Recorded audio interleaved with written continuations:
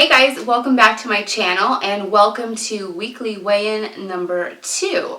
A lot to talk about this week actually. As far as progress is concerned, I wouldn't say that leaps and bounds were made this week, but I definitely learned a lot and I discovered a lot of things this week that had I not taken on the challenge, I don't think I would have discovered. A lot of things that I liked that I didn't know I liked in terms of food too, which was really exciting. So I guess progress first is that I think I got on the scale and I lost about 2 pounds.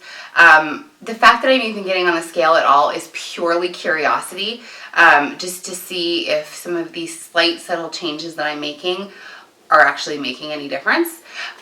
So the exciting news is it appears that even some really small changes are making a difference, which is really, really cool. Some things that I did differently this week, for example, no refined sugar. So no like sugar cane, none of the granulated sugar in my coffee. Either I did coconut milk creamer, which I think has 1 gram of sugar, or I did organic raw agave nectar, which is really, really good. And I think I got mine at Walmart. I think it's the Wholesome brand. I'll do a blog post about each of the products that I've kind of discovered that I really like, because I think you guys will enjoy them too. The other thing that I really discovered this week was by making sure that I had enough to eat during the day really helped with the cravings. Packing up, I get up really early. I co-host a morning radio show in Atlanta, and so making sure that I have something to eat in the morning, whether it was oatmeal, which I did a couple of times this week, or some gluten-free toast, or God, what else did I do? Some fruit, just stuff like that. Making sure that I had something to eat in the morning was really helpful. And then snacks throughout the day, so stuff that I did this week, apples with peanut butter or almond butter, banana, like the Belvita crackers are really good, and those are actually, I discovered, really give you a boost of energy. There's a lot of protein in it, so that was really good.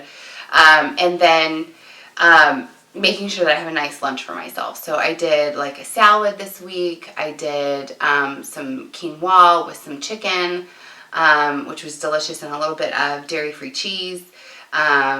Just a lot of really yummy things that I discovered. Last night I made a spicy chicken quinoa bake. So it was kind of like a casserole, and instead of pasta I just used quinoa, and it was really good. Never had quinoa before, really good.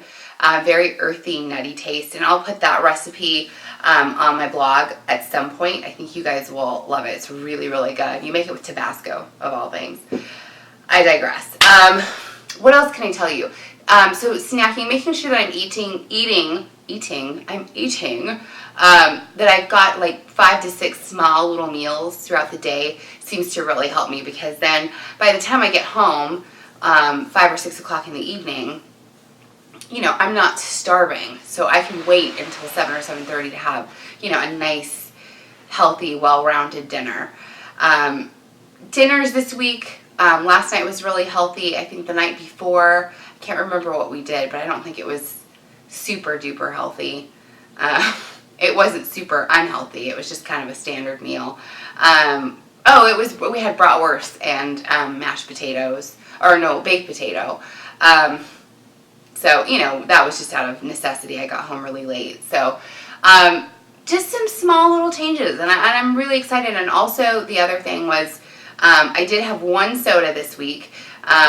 The craving just hit me, and that's one thing that has been really difficult this week is the cravings. So I did a blog post, 4 ways to outsmart your cravings, and I'll link it down below for you. It's really interesting. 4 questions to ask yourself as a craving comes on. Things like, are you stressed right now? Did you get enough sleep the night before? And then kind of imagining something really healthy. And so I was imagining like a really colorful bowl of fruit and vegetables, and it just sort of went away.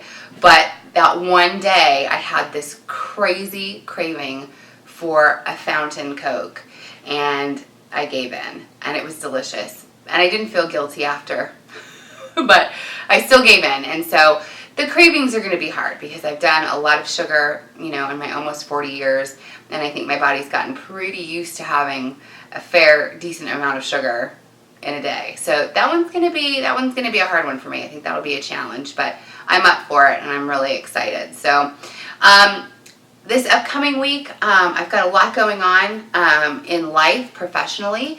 So my instinct right now is, especially today as I'm filming this on Friday, you're going to see it on Saturday.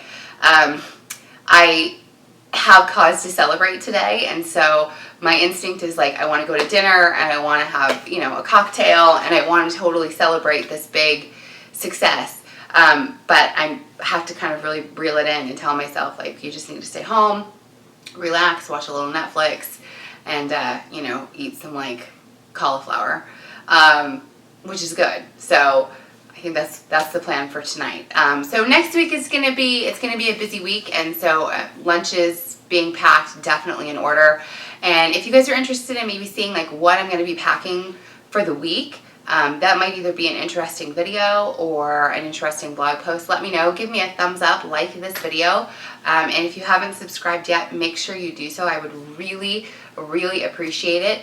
And if you have any content ideas, things you want to see, let me know. I know that I'm kind of just starting out again, and so building a followership is going to take some time, but I want to do it organically, and I want you guys to really enjoy the process. So that is weekly weigh-in number 2. Not a whole lot to report out to you, but it's definitely been an interesting week. And like I said, I've learned some habits that I have.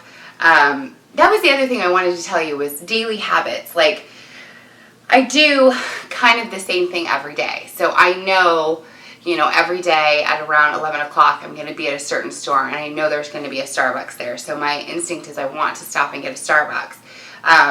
So I do. And so how do I allow myself to have the Starbucks and make it a healthier option? And so I was talking to some of the baristas there, and it's just something that I've been doing for the last couple of weeks, and I'm really glad that I discovered and learned that I enjoy, is just doing coconut milk. I'm not a huge soy milk person.